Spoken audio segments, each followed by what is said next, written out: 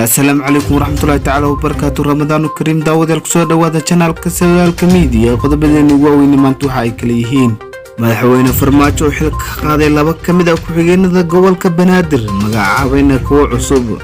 Soomaaliya oo warisay 46 kiis oo cusub oo COVID-19 dawladda Turkiga oo muwaadiniinteeda ka dadgureysay Soomaaliya magaciigu waa Musnaan nasiib fadlan haddaan u cusub tahay channelkan subscribe inoo saar si aad ula socoto wararkeena iyo warbixinadeena ugu dambeysay adigoo mahadsan haatan ku soo dhawaada warkii faahfaahsan madaxweynaha Soomaaliya Maxamed Cabdullaahi Farmaajo ayaa xilka ka qaaday gudoomiye ku-xigeenka arrimaha maamulka iyo maaliyadda ee gobolka Banaadir Ibrahim Cumar Mahad sida lagu sheegay qoraal ka soo baxay madaxtooyada madaxweynaha ayaa sidoo kale xilkan ka qaaday Aadan Sheekh Cali Fado oo ahaa ku-xigeenka gudoomiyaha gobolka Banaadir ee howlaha guud waxaan xilka loo dhiibay Cumar Cali Cabdi qoraalkan ayaa lagu yiri waxa la baabiyay xeer kasta oo ka hor imaanayay magacaabista cusub wuxuuna dhaqan galay shalay oo ahayd Axad madaxweyne Farmaajo ayaa u rajeeyay labada gudoomiye ku-xigeen inuu eebo u fududeeyo mas'uuliyadda culus ee loo magacaabay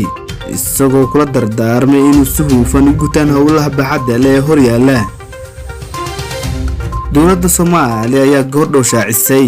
in cudurka COVID-19 laga helay 46 qof oo cusub wasaaradda caafimaadka ayaa sheegtay in 33 kamid ah dadka laga helay ay leeyihiin halka 13 kalena ay yihiin dumar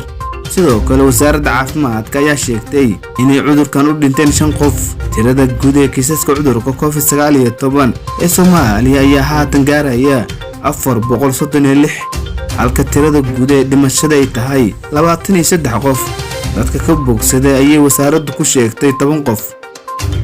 dawladda Turkiga ayaa xalay magaalada Muqdisho kala baxday muwaadiniinteeda ka shaqeynaya Soomaaliya sababo la xiriira cudurka COVID-19